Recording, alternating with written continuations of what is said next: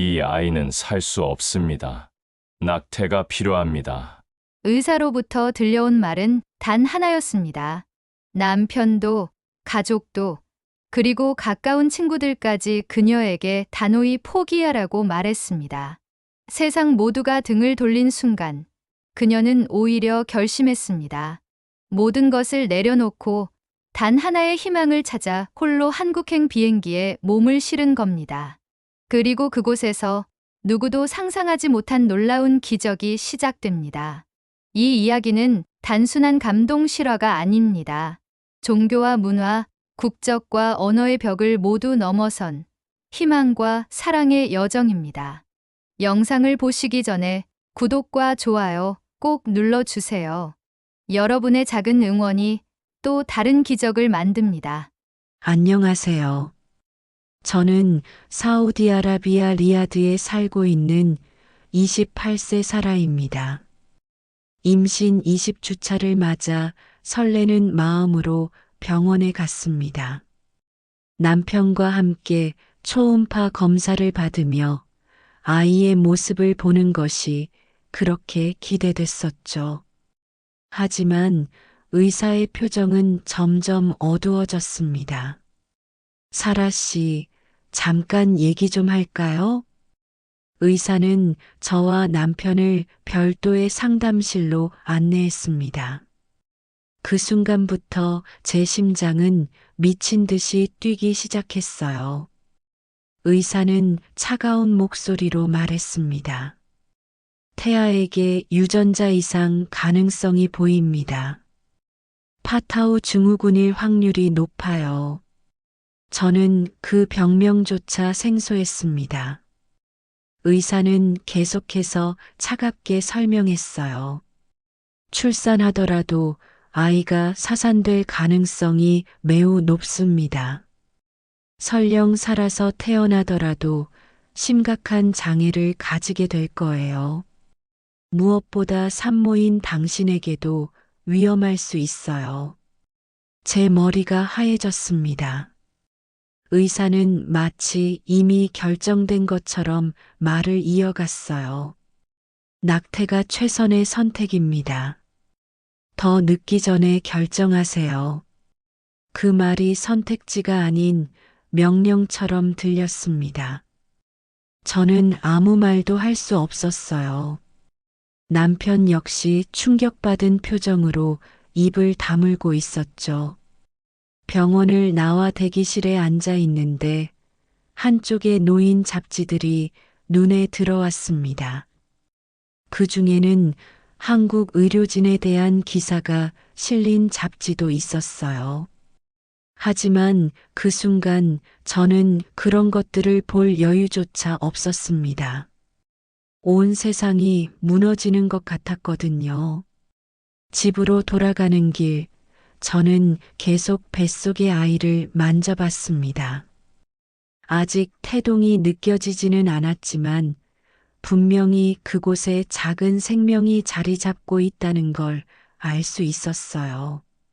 정말 포기해야 하는 걸까?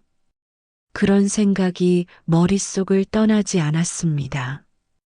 의사는 분명히 낙태가 최선이라고 했지만 제 마음 한편에서는 뭔가 다른 목소리가 들려왔어요. 아이를 지켜야 한다는, 포기하면 안 된다는 목소리 말이에요. 그날 밤 저는 잠들 수가 없었습니다. 남편은 이미 깊게 잠들어 있었지만 저는 천장만 바라보며 수없는 생각에 잠겨 있었어요. 의사의 진단이 100% 확실한 것일까요? 혹시 다른 가능성은 없을까요? 하지만 여기서는 그런 질문조차 할 수 없는 분위기였습니다. 의사의 말에 의문을 제기하는 것 자체가 무례한 일로 여겨지거든요. 특히 여성인 제가 의료진의 판단에 대해 이의를 제기한다는 것은 더더욱 어려운 일이었어요. 그렇게 첫 번째 밤이 지나갔습니다. 아직 가족들에게는 이 소식을 알리지 않은 상태였어요. 어떻게 말해야 할지, 무엇부터 해야 할지 전혀 감이 오지 않았거든요. 다만 한 가지 확실한 건 이 결정을 혼자서 내릴 수는 없다는 것이었습니다. 이튿날 저녁, 저는 남편에게 의사의 진단 내용을 다시 자세히 설명했습니다. 남편의 표정은 어제보다도 더 어두워졌어요. 사라야, 이건 우리 가족의 명예와 직결된 문제야. 남편은 제가 예상했던 것보다 훨씬 단호한 목소리로 말했습니다. 만약 아이가 장애를 가지고 태어난다면 우리 가문에 어떤 일이 일어날지 생각해봐. 사람들이 뭐라고 할 것 같아? 저는 남편의 반응에 당황했습니다. 아이의 생명보다 체면을 먼저 걱정한다는 게 믿어지지 않았어요. 하지만 여보, 아직 확실한 건 아니잖아요. 혹시 잘못된 진단일 수도 있고, 살아야 현실을 받아들여. 의사가 그렇게 확실하게 말했는데 무슨 다른 가능성이 있겠어? 그 순간 시어머니가 들어오셨습니다.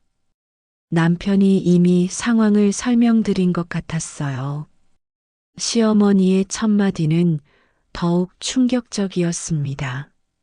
살아야 알라께서 주신 시련이야. 받아들이고 빨리 정리해야 해. 시어머니는 종교를 앞세워 제 마음을 누르려 했습니다. 우리 가문에서 그런 아이가 태어난다면 동네 사람들이 뭐라고 하겠니? 내 남편의 형제들 결혼에도 영향을 줄 수 있어. 가문 전체의 명예가 걸린 문제란 말이야. 저는 점점 숨이 막히는 것 같았습니다. 아이 한 명의 생명이 이렇게 많은 사람들의 이해관계와 연결되어 있다는 게 너무 무거웠어요. 어머니, 그래도 제 아이인데. 내 아이가 맞아.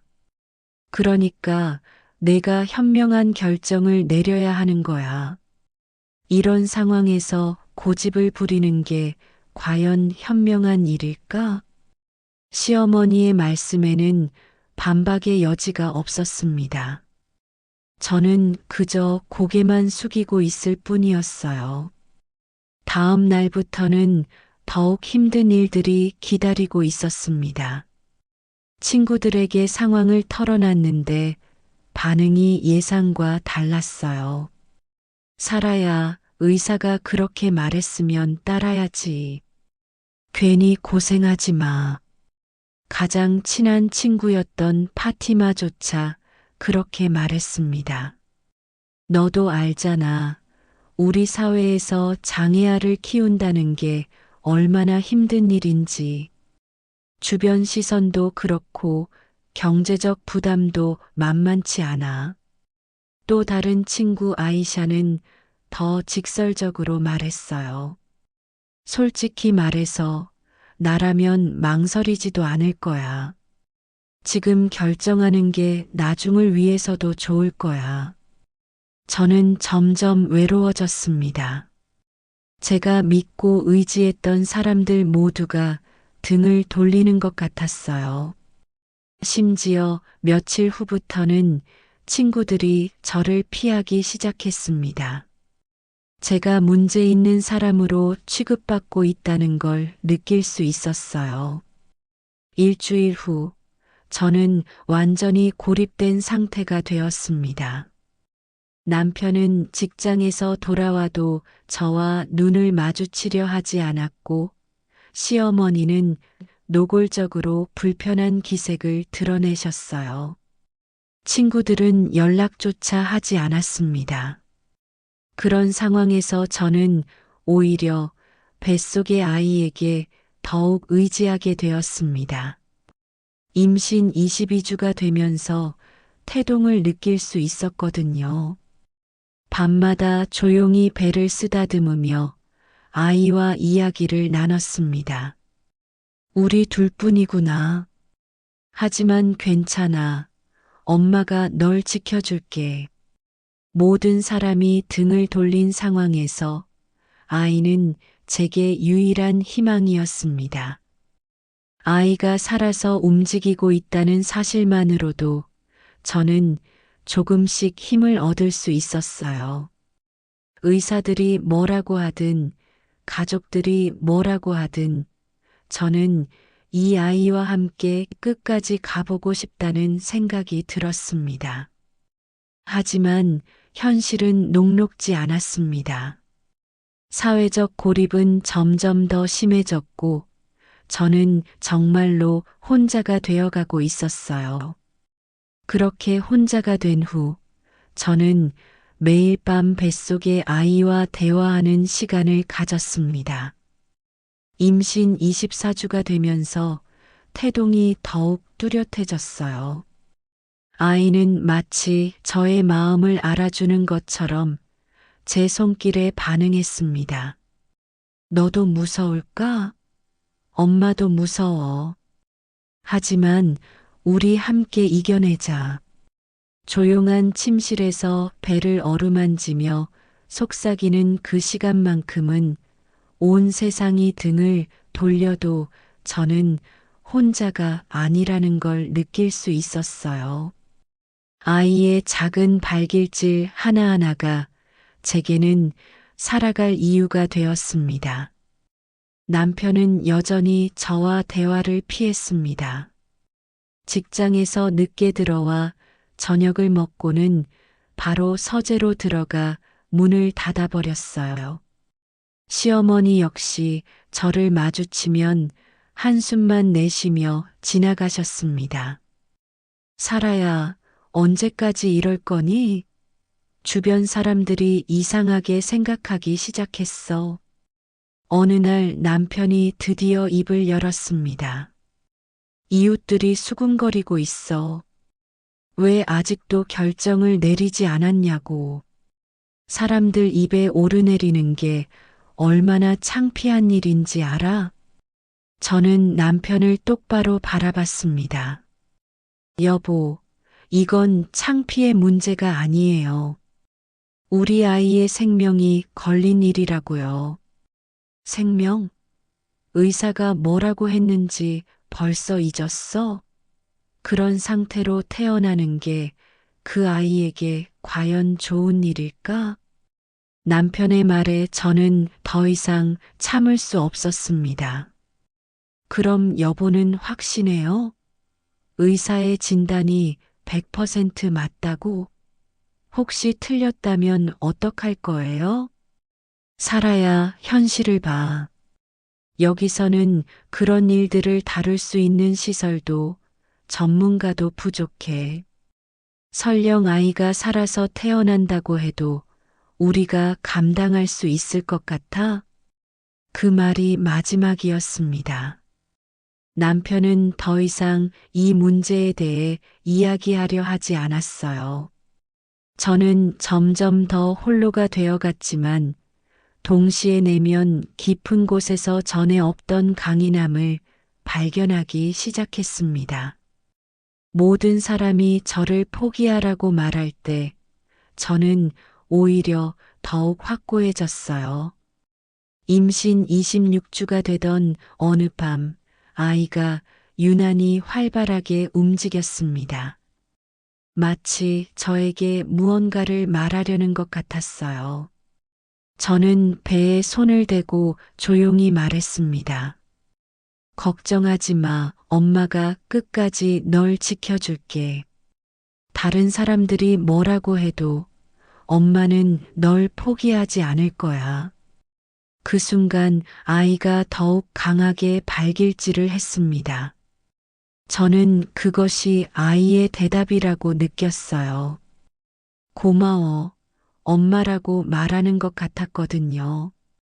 그날부터 저는 다른 방법을 찾아보기로 결심했습니다.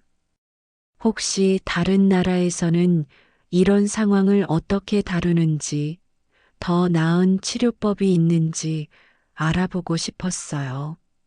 남편과 시어머니가 잠든 늦은 시간, 저는 조용히 컴퓨터 앞에 앉았습니다. 인터넷 검색을 시작했지만 아랍어로 된 자료는 대부분 비슷한 내용뿐이었습니다. 그래서 저는 대학 시절 NGO 활동을 하면서 배운 영어 실력을 발휘해 해외 사이트들을 찾아보기 시작했어요. 놀랍게도 다른 나라들에서는 이런 상황을 훨씬 다르게 접근하고 있었습니다. 특히 몇몇 국가들에서는 태아의 상태를 더 정확히 진단하고 출산 후에도 전문적인 케어를 제공하는 시스템이 잘 갖춰져 있었어요. 그 중에서도 제 눈길을 끈 것은 아시아의 한 나라였습니다. 의료기술이 발달했고 무엇보다 생명 존중을 최우선으로 하는 의료 철학을 가지고 있다고 했어요. 저는 더 자세히 알아보고 싶어졌습니다.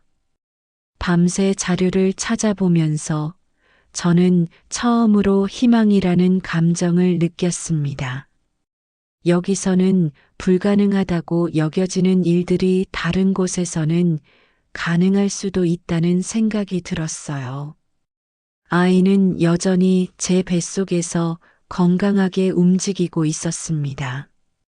의사들의 암울한 예측과 달리 아이는 매일매일 성장하고 있었어요. 저는 그것이 기적이라고 생각했습니다. 우리 함께 길을 찾아보자. 포기하지 말고. 그날 밤 저는 뱃속의 아이에게 새로운 약속을 했습니다. 단순히 지켜주겠다는 약속이 아니라 적극적으로 우리의 미래를 만들어가겠다는 약속이었어요. 그렇게 며칠을 밤새워 자료를 찾던 중 저는 운명적인 영상을 발견했습니다. 한국의 한 의료진이 인터뷰하는 영상이었어요.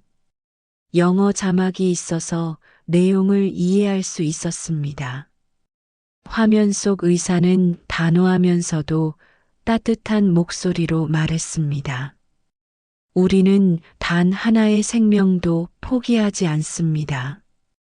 아무리 어려운 상황이라도 끝까지 최선을 다해 치료합니다. 그 한 문장이 제 가슴 깊숙이 박혔습니다. 지금까지 들어온 포기하라, 현실을 받아들이라는 말들과는 정반대였어요. 저는 영상을 몇 번이고 다시 봤습니다. 그 영상에서 소개된 병원은 서울 아산병원이었습니다. 아시아 최고 수준의 의료진과 시설을 갖춘 곳이라고 했어요. 특히 고위험 임신과 신생아 중환자 치료에서는 세계적인 수준이라는 설명이 있었습니다. 저는 더 깊이 정보를 찾아봤습니다. 놀랍게도 그 병원에는 국제진료센터가 있어서 해외 환자들도 받고 있었어요. 홈페이지에는 다양한 언어로 안내가 되어 있었고 영어로도 상담을 받을 수 있다고 나와 있었습니다. 망설임 끝에 저는 용기를 내어 이메일을 보내기로 했습니다. 제 상황을 자세히 설명하고 혹시 도움을 받을 수 있는지 문의했어요. 안녕하세요. 저는 사우디아라비아에 거주하는 임신 27주차의 산모입니다.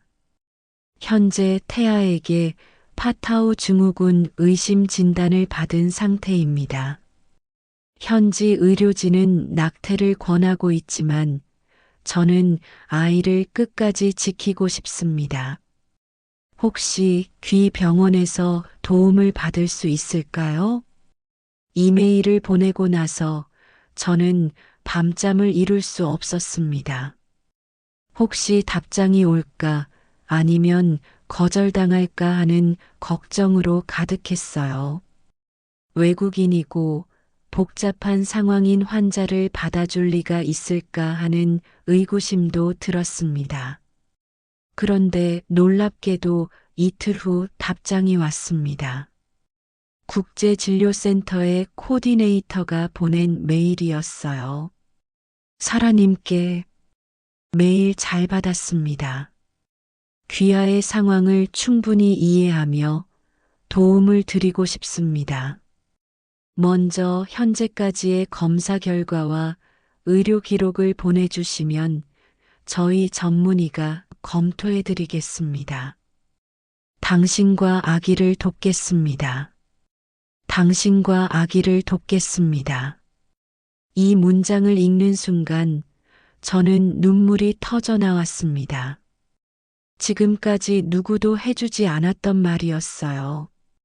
모두가 포기하라고 할 때 멀리 있는 낯선 이들이 돕겠다고 말해주니 얼마나 고마운지 모르겠더라고요. 저는 급히 현지 병원에서 받았던 모든 검사 결과를 영어로 번역해서 보냈습니다. 대학 시절 NGO에서 일했던 경험이 이럴 때 도움이 됐어요. 의료 용어들을 정확히 번역하는 게 쉽지 않았지만 최대한 상세하게 전달하려고 노력했습니다. 일주일 후 더욱 자세한 답장이 왔습니다. 담당 교수님께서 직접 검토해 보셨다는 내용이었어요. 사라님의 케이스를 저희 산부인과 및 신생아과 전문의들이 함께 검토했습니다. 파타우 증후군 의심 진단이지만 현재 상태로는 100% 확진할 수 없습니다. 더 정확한 진단을 위해서는 추가 검사가 필요하며 설령 진단이 맞다고 하더라도 포기할 이유는 없습니다. 한국으로 오실 수 있다면 최선을 다해 치료해 드리겠습니다. 제 손은 떨렸습니다. 정말로 희망이 있다는 뜻이었거든요. 더욱 놀라운 것은 구체적인 치료 계획까지 제시해 주었다는 점이었습니다. 출산 전 정밀 진단, 출산 시 응급 대응 체계, 신생아 중환자실에서의 집중 치료까지 모든 것이 체계적으로 준비되어 있다고 했어요. 저는 그날 밤 남편에게 조심스럽게 이야기를 꺼내봤습니다. 여보, 한국에서 답장이 왔어요. 우리 아이를 치료할 수 있다고 해요. 남편은 처음에는 믿지 않았습니다. 사라야, 그런 일이 가능할 것 같아? 여기서도 어렵다는 걸 외국에서 어떻게 해결한다는 거야? 하지만 저는 받은 이메일들을 보여주며 설득했습니다. 서울 아산병원의 명성과 치료 실적, 그리고 무엇보다 포기하지 않겠다는 의료진의 의지를 전달했어요. 남편의 태도가 조금씩 변하기 시작했습니다. 처음에는 회의적이었지만 구체적인 치료 계획을 보고 나서는 진지하게 고민하는 모습을 보였어요. 그런데 비용은 어떻게 할 거야? 한국까지 가서 치료받는다는 게 쉬운 일이 아닐 텐데. 저는 이미 그 부분도 생각해뒀습니다.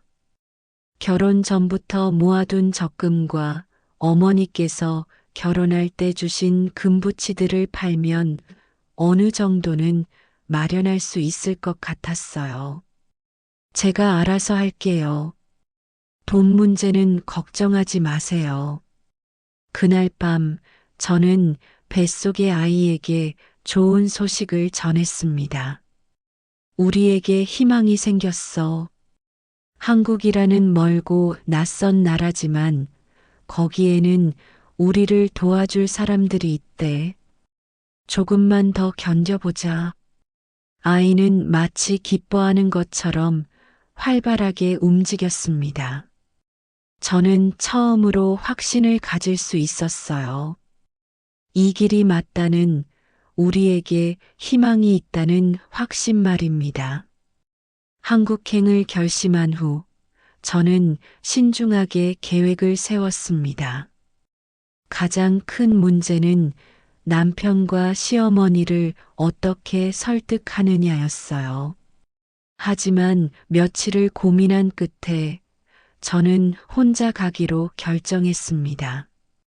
남편에게 솔직히 말하면 분명 반대할 것이 뻔했거든요. 시어머니는 더 말할 것도 없고요. 그래서 저는 남편이 출장으로 리야드를 떠나는 날을 기다렸습니다.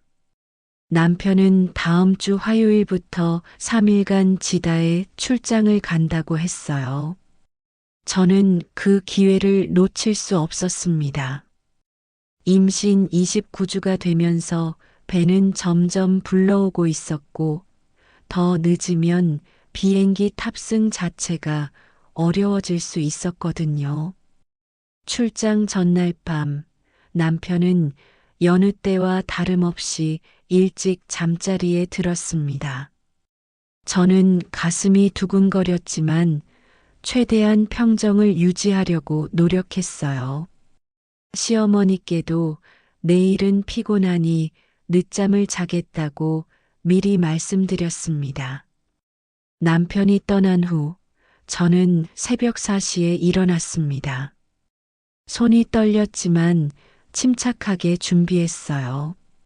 미리 준비해둔 작은 여행 가방에 필요한 옷가지와 의료 기록, 그리고 무엇보다 중요한 여권과 항공권을 챙겼습니다. 항공권은 일주일 전에 인터넷으로 예약했어요. 사우디아라비아에서 인천공항까지 경유지 2곳을 거쳐가는 긴 여행이었습니다. 좌석은 임신부를 위한 특별석으로 신청했고요. 적금을 깬 돈은 이미 달러로 환전해서 준비해뒀습니다. 결혼할 때 어머니께서 주신 금반지와 목걸이도 며칠 전에 팔았어요. 마음이 아팠지만 아이를 위해서라면 무엇이든 할 수 있었습니다.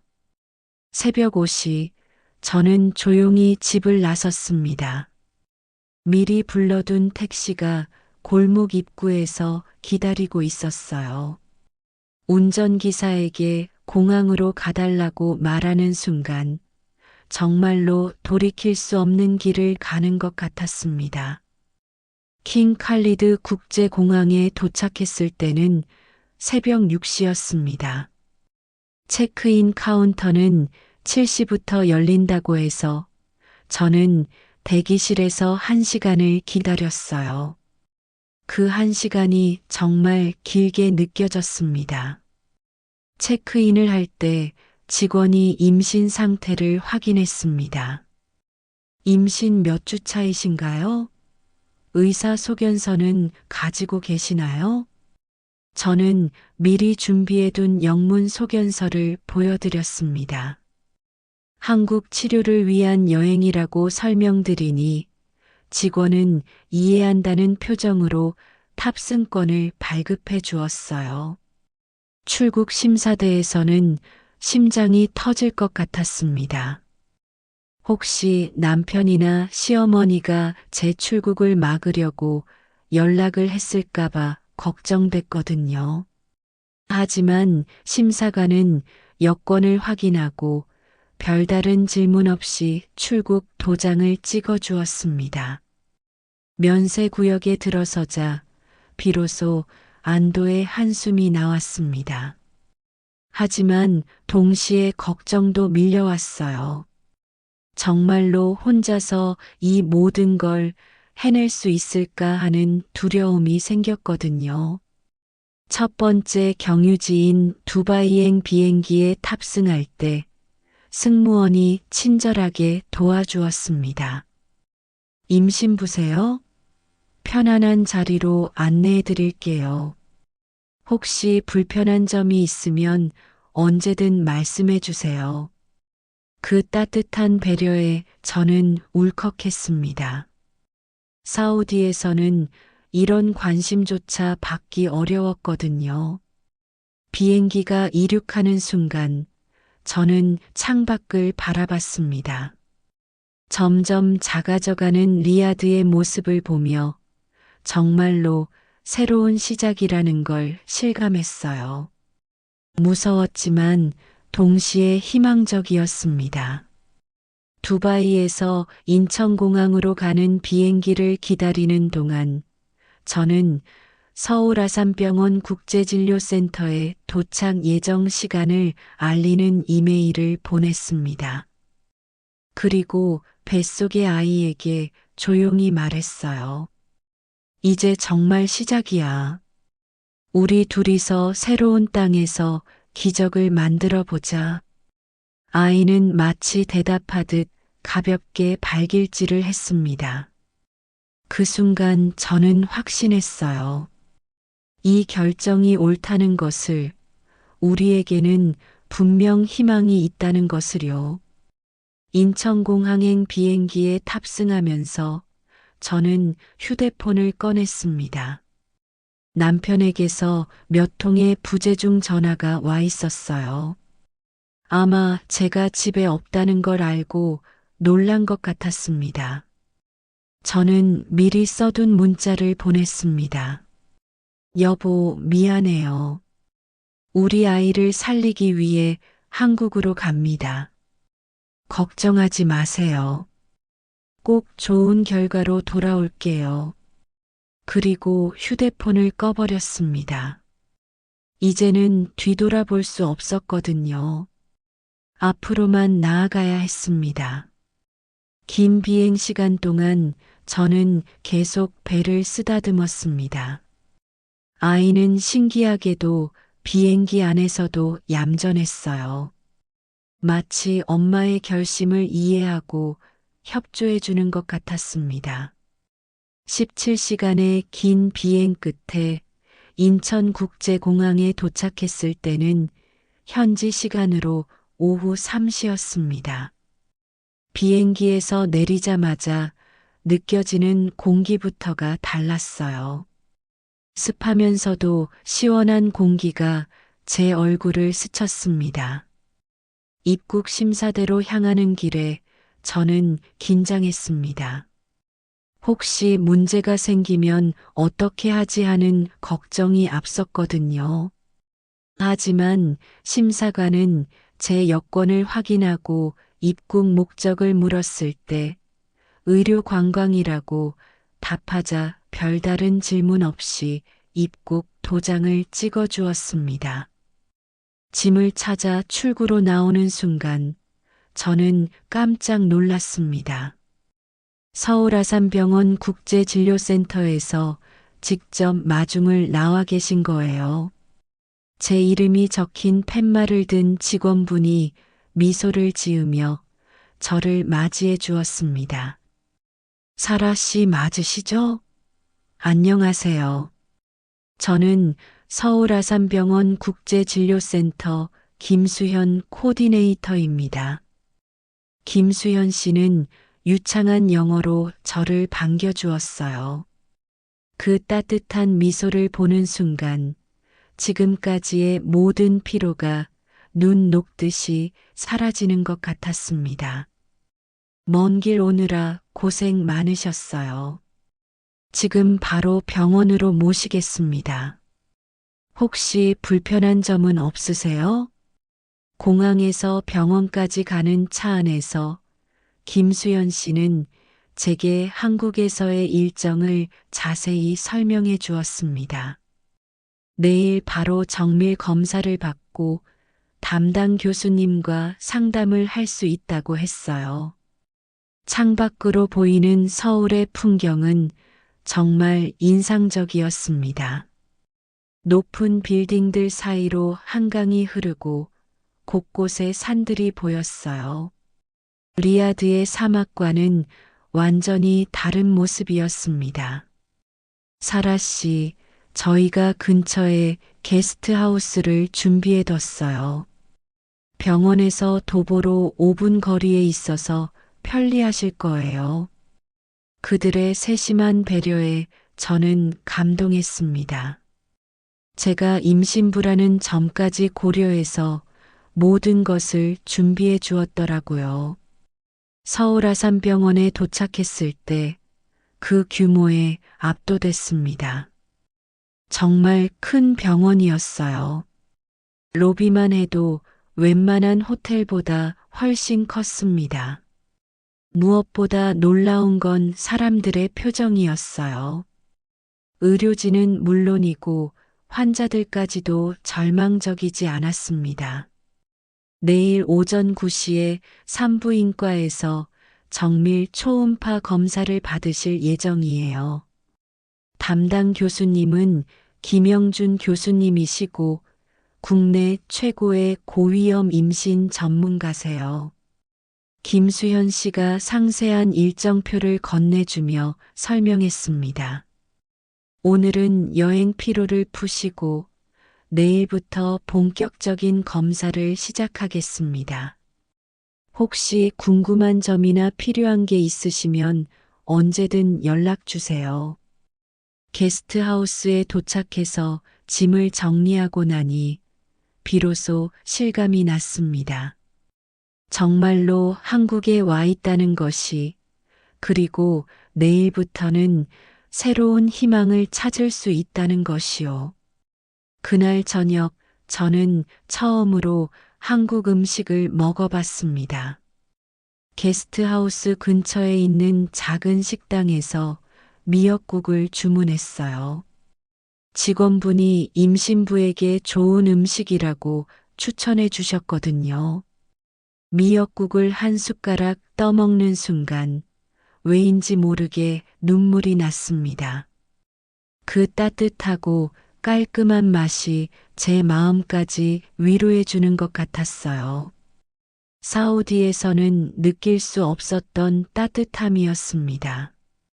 다음 날 아침 저는 일찍 일어나 병원으로 향했습니다.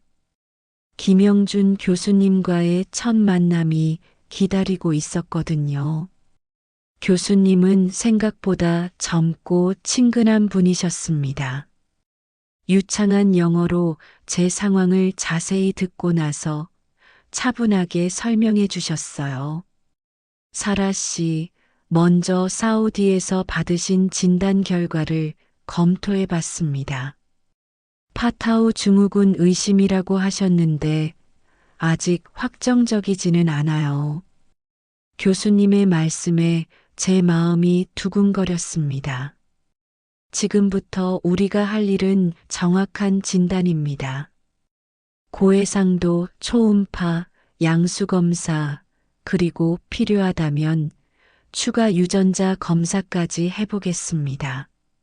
무엇보다 중요한 건 교수님이 잠시 멈추고 제 눈을 바라봤습니다. 우리는 절대 포기하지 않는다는 점입니다. 그 순간 저는 사우디에서 들었던 말들이 떠올랐습니다. 낙태가 최선이다. 현실을 받아들여라. 가문의 명예를 생각해라. 하지만 여기서는 완전히 다른 메시지를 듣고 있었어요. 정밀 초음파 검사를 받는 동안 저는 긴장했습니다. 하지만 검사하는 동안 보여준 태아의 모습은 이전보다 훨씬 선명했어요. 아이는 건강하게 움직이고 있었습니다.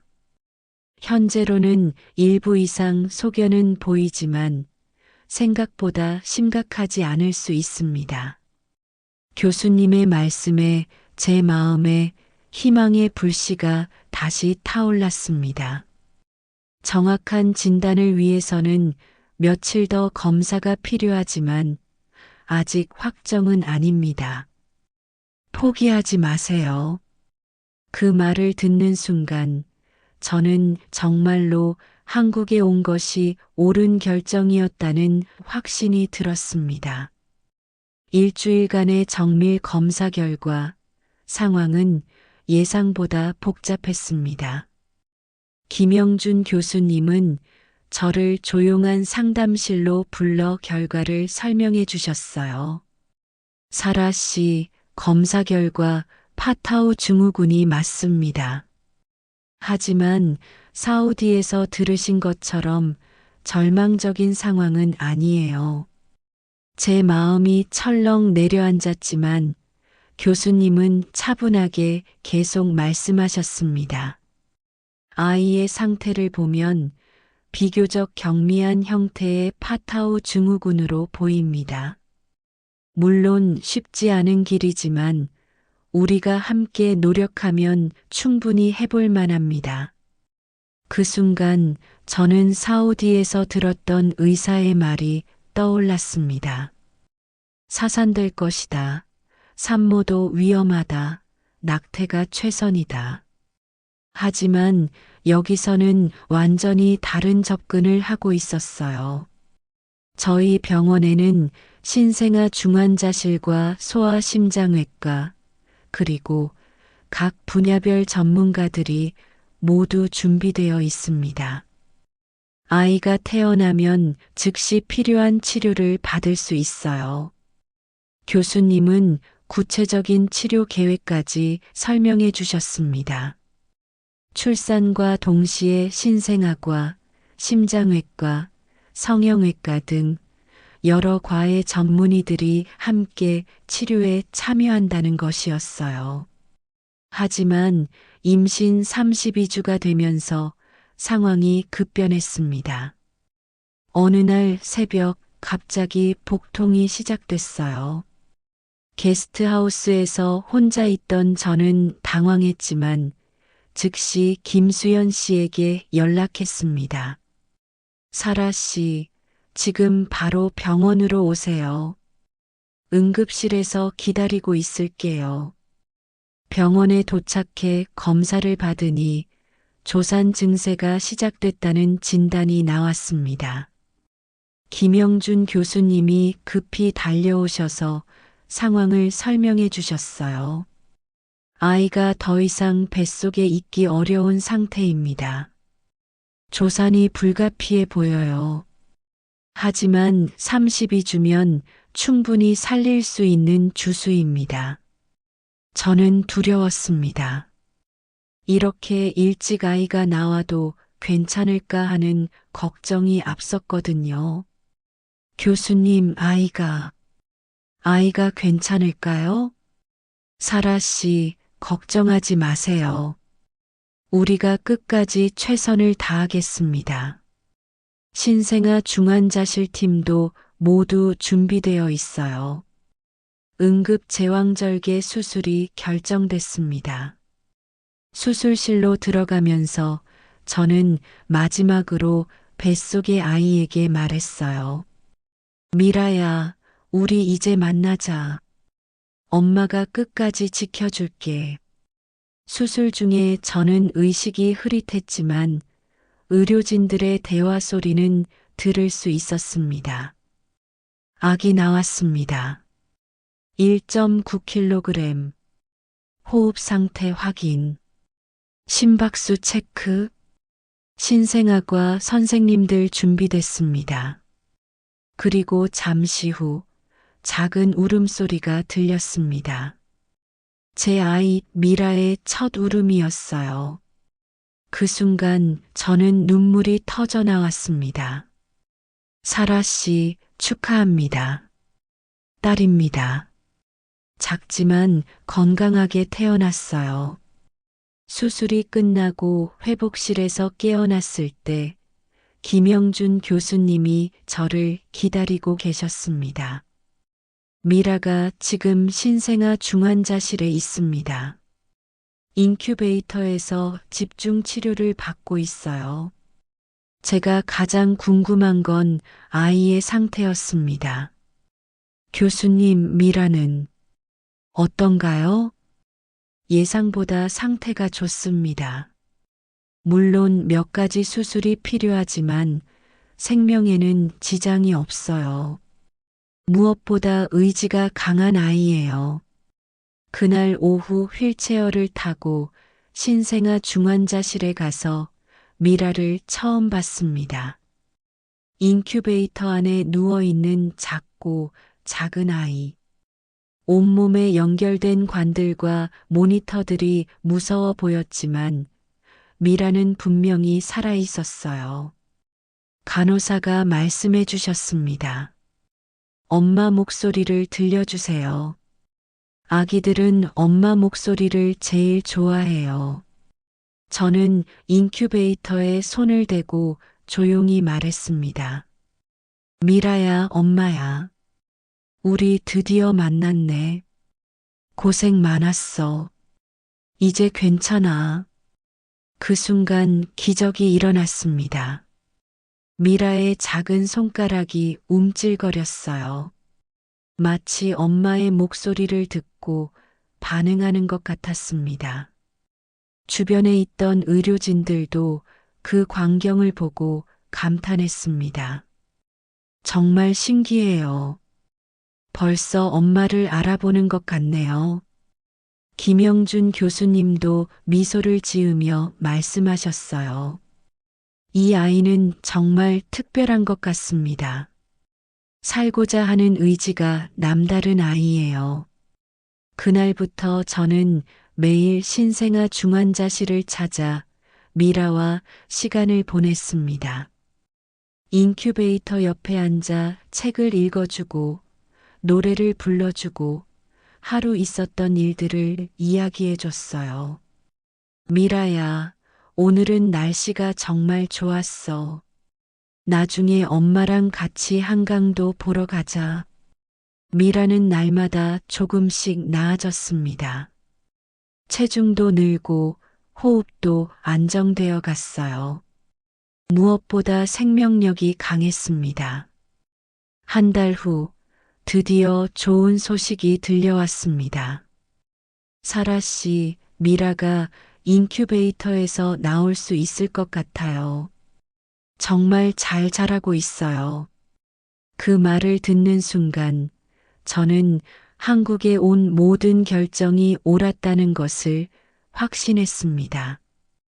포기하지 않아서 끝까지 버텨서 정말 다행이었어요. 미라가 인큐베이터에서 나온 지 한 달 후 드디어 퇴원 날이 다가왔습니다. 그동안 미라는 여러 번의 작은 수술을 받았지만 모든 과정을 용감하게 이겨냈어요. 의료진들도 미라의 회복력에 놀라워했습니다. 사라 씨, 미라는 정말 특별한 아이예요. 이런 케이스는 처음 봅니다. 김영준 교수님도 감탄하시며 말씀하셨어요. 파타우 증후군이 있지만 미라는 앞으로도 충분히 행복하게 살 수 있어요. 물론 지속적인 관리가 필요하겠지만 절망할 이유는 전혀 없습니다. 퇴원하는 날 아침, 저는 미라를 품에 안고 눈물을 흘렸습니다. 생후 2달이 된 미라는 이제 3kg이 넘었고 제법 또렷한 눈으로 저를 바라봤어요. 미라야, 우리 집에 가자. 이제 정말 우리만의 시간이 시작되는 거야. 병원을 나서면서 저는 지난 몇 달을 돌아봤습니다. 사우디에서 절망적인 진단을 받았을 때, 가족과 친구들로부터 외면받았을 때, 혼자서 한국행을 결심했을 때, 그 모든 순간들이 지금 이 행복한 결과를 만들어낸 것이었어요. 김수현 씨가 저희를 새로운 거주지까지 데려다 주었습니다. 서울 강남구에 있는 작은 아파트였어요. 병원에서 가까워서 정기 검진을 받기에도 편리한 곳이었습니다. 사라 씨, 한국에서의 새로운 시작을 축하드려요. 미라도 사라 씨도 정말 대단하세요.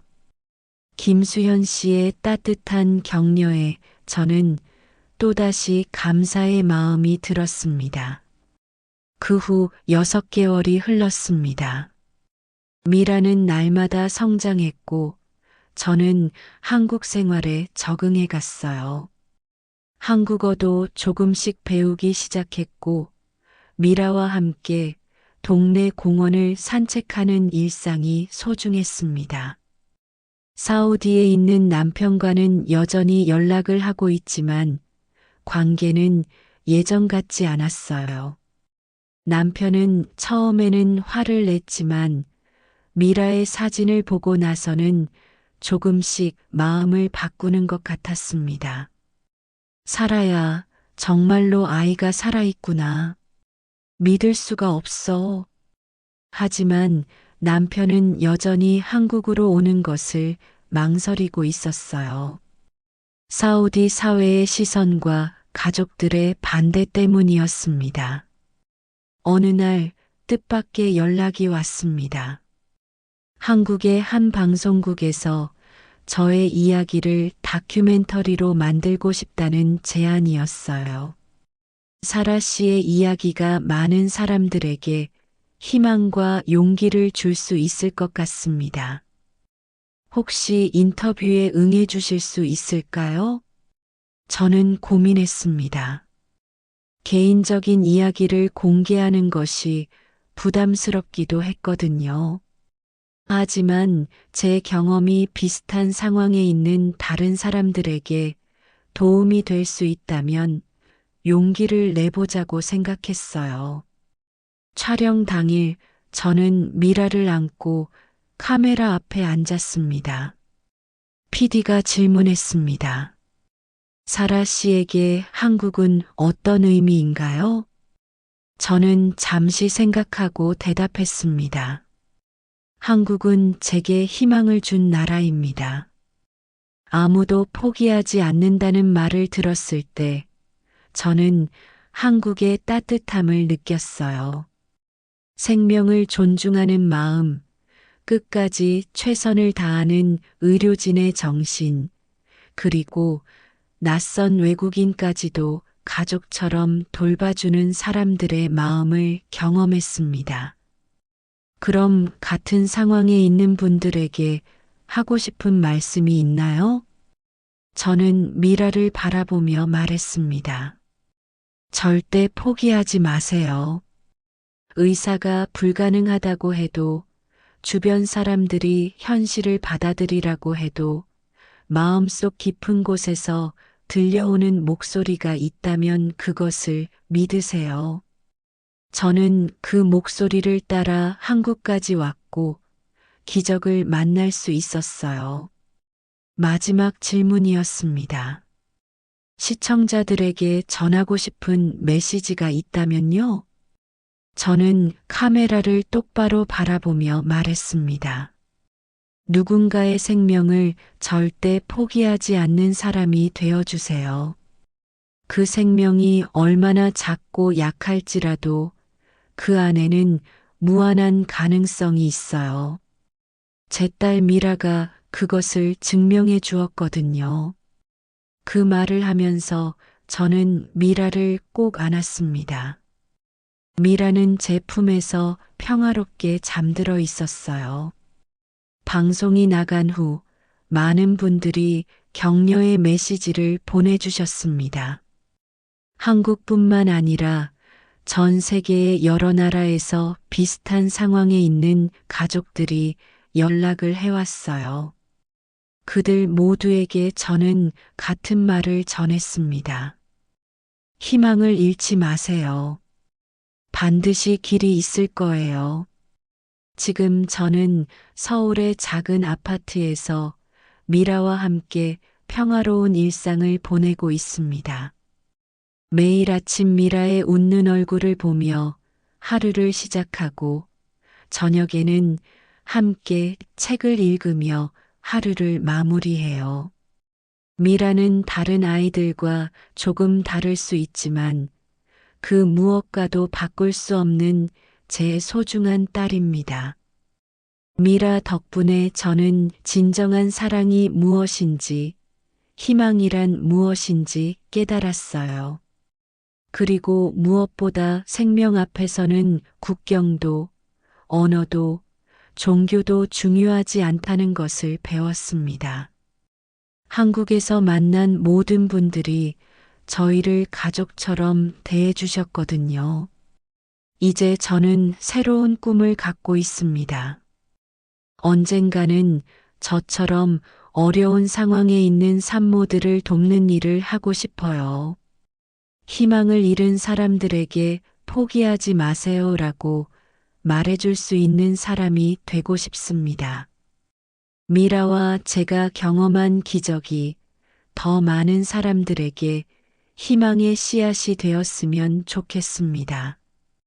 여러분, 오늘의 이야기가 마음에 드셨다면 구독과 좋아요, 알림 설정까지 꼭 부탁드립니다. 다음에도 한국에서 펼쳐지는 또 다른 감동 스토리로 찾아오겠습니다. 감사합니다.